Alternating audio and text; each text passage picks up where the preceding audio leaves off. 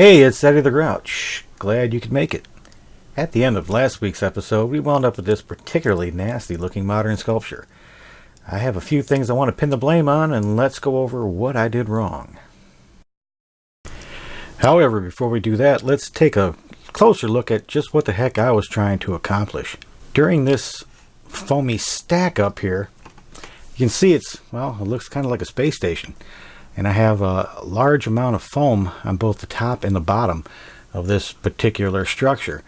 And if we break it down, the bottom part, the two steps there, that was supposed to be one piece, and that was going to be the hub that the gear would screw to. And then the metal in between that and the gear face is going to be bushes that will replace the plastic or nylon ones I have used previously. And the top part was just for stacking to allow the molten metal to go around the sand core in a sufficient quantity, and also to be used as a grip to put it in the lathe. But things didn't work out that way, did they? The reason I tried to cram all that together was I was trying to save aluminum. You can see how much is there. I wasn't sure if I could even get that structure cast all in one pour, because had I divided that up into separate pieces, there would be separate sprues, separate risers, and I probably wouldn't have been able to accomplish it. So that was the reasoning behind that, and that may be mistake number one. With all that aluminum trying to go down and all the gases from the foam trying to come up at the same place, well, you had a traffic jam nightmare. And to make matters worse, there was mistake number two. In case I haven't mentioned this, all this was done 2 years ago. So I'm vaguely trying to recall what was going through my mind, and for life of me, I can't think of what drugs I might have been on to think a loose sand core would work. It's not going to work.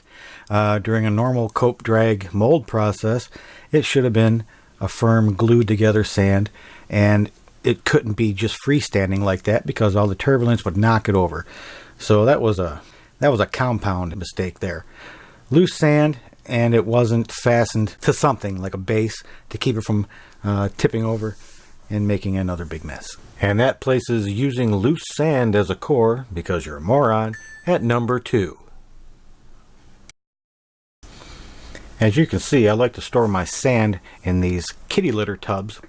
They're pretty good size. They're square, they store well, they stack good, and it's just about as much as I can lift on a good day. Unfortunately, those nifty little flip tops are not weather tight. When I had to move the bandsaw out to fix the wheels on it, the sand that was stacked in front of it went out in the yard, and I forgot to put it back in the shop. And we get a couple of those surprise thunderstorms that were good for around here, and when I went to use the sand, all of them were filled with water. As you can tell by the way the sand is sticking to the container as I try to dump it into the pan, and how it's bundling up like that, that I did not let that particular batch dry enough before using it. It caused that really horrible moon-like surface finish, and a whole lot of water vapor and steam that just created a lot of turbulence and mess with the entire pour. So that puts using sand that is much too wet for your pour at a firm number 3.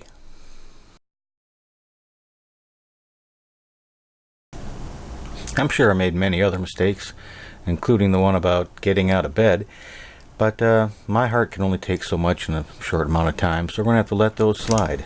And since Mama called looking for her favorite spaghetti pot, I've got to come up with another container to put the castings in.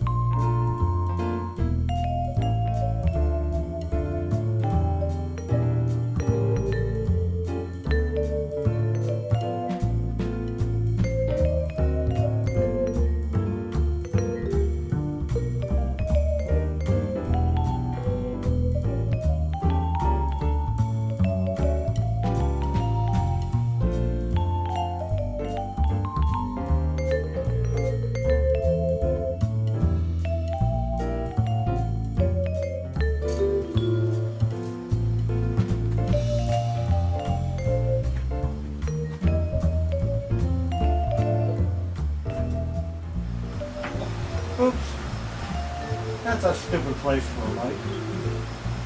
Hell yeah.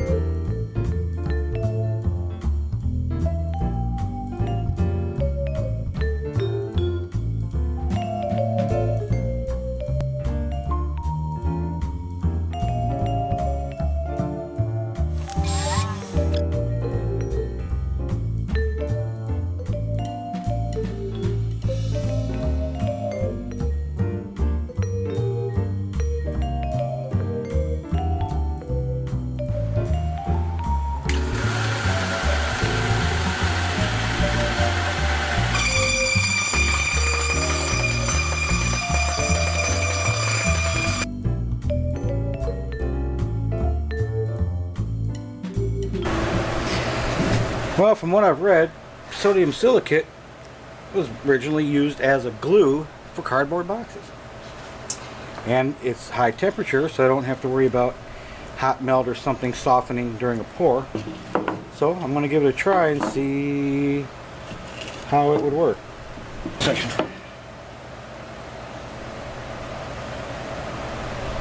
I don't know how thick, I don't know if it's got to be watered. I know nothing.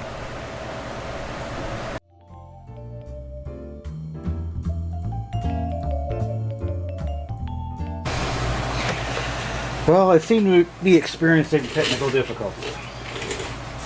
First I thought it was this rear power supply, which would suck because it's in the back and all these would have to come out first. But it turns out it's the driver on the bottom.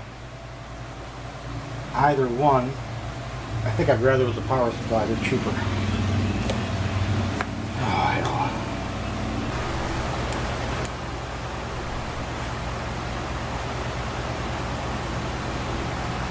Yeah, I don't think that's right. Let's try comparing it with a known working one.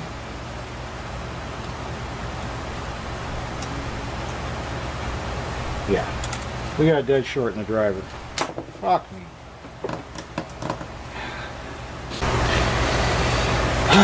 Good news and bad news. So far I've only found one bad output. So I'm going to throw them back in, replace that.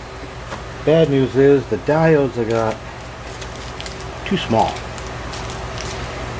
These are also ultra fast diodes, but they are 2 amps 100 volts and I need 2 amps at 400 volts. So when you're dealing with inductive motor loads, you get voltage spikes and you need, boost up the voltage on those. So while these might run for a short time, probably not that long. So I have some others on order. Oddly enough, the only place you can get the damn things is China. So I'm going to put these good ones back in along with the others and set this unit aside, and I'll use one of my smaller units, which is fine for the Z-axis for cutting foam, and resume my project. But I gotta get this back together so I can at least recognize what I did and where everything went.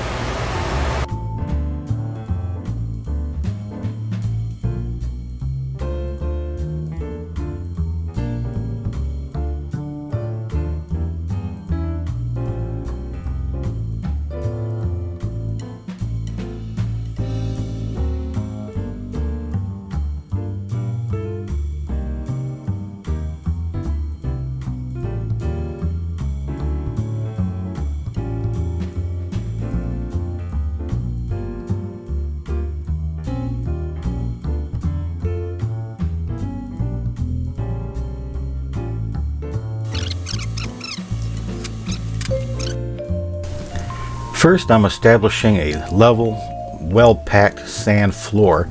And that consists of a green sand that's pretty fresh and still a little on the wet side. And that's about 1.5 inches, 2 inches thick, and it's primarily to keep the molten aluminum away from the wooden base.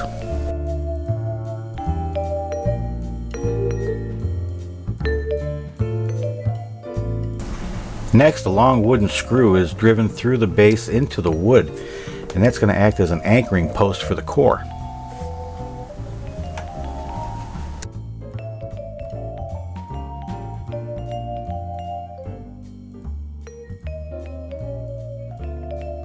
In the small bowl there, I'm mixing up some fine plain sand along with some sodium silicate or water glass, and that's going to provide a nice hard durable core to use in the center. And I'm poking some vent holes, and it's not to allow it to dry out, it's so I can inject the carbon dioxide, which kicks off the water glass, and then that hardens up like almost like an epoxy.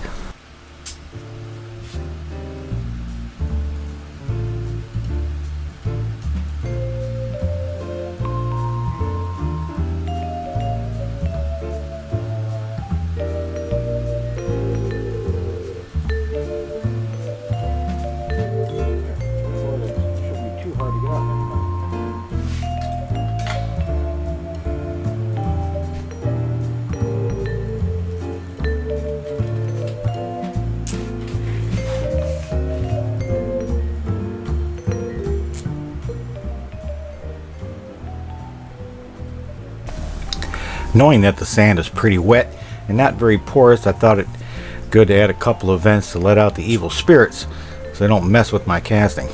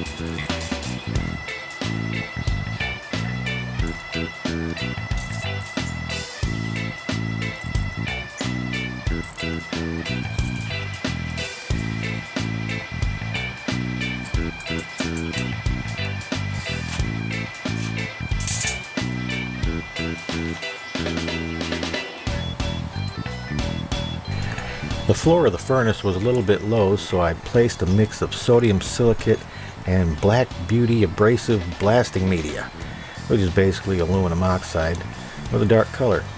And unfortunately, under the temperature of the furnace, it becomes like a freshly laid asphalt road. And the screw jacks on the bottom of that crucible sunk right into them and pretty much sank into the floor. So that's why I had a little bit of issue getting it out.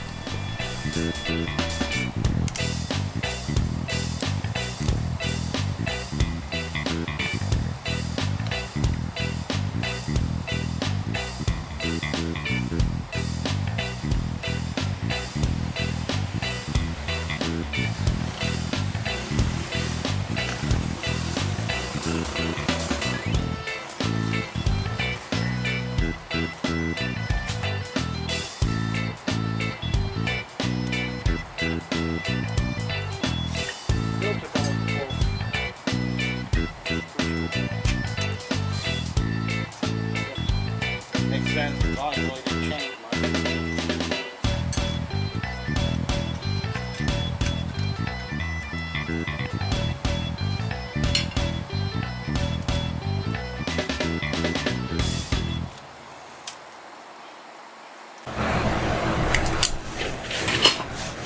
This has got a really rough finish, and that isn't from the foam, it's from the sand, because the sand is so damp. All the surface area, all the moisture just bubbled up like seltzer water, and that affected the finish of everything in there. But I really didn't have the time or way to dry out the sand quickly because I had such a short pour window. In about 10 minutes I got to run out of here and go to the vet. When you make appointments, you're at their schedule. And the weather's been kind of freaky. You never know when it's going to get a flash storm. I don't want to chance that. So I have what appears to be a sound part. And that cardboard in the middle there made a nice finish on the inside bore, which you can't see because of bad lighting, but it's smooth. I can see the little spirals of the cardboard tube. But the core stayed in place this time. I have a solid set of parts. Got my gear, got my bearings, got my flange for the gear, and whatever the hell I want to do with that piece. A little bit of sawing, a little bit of machining. Gear's nice and flat. So yeah, it's rough, but I can hang with it.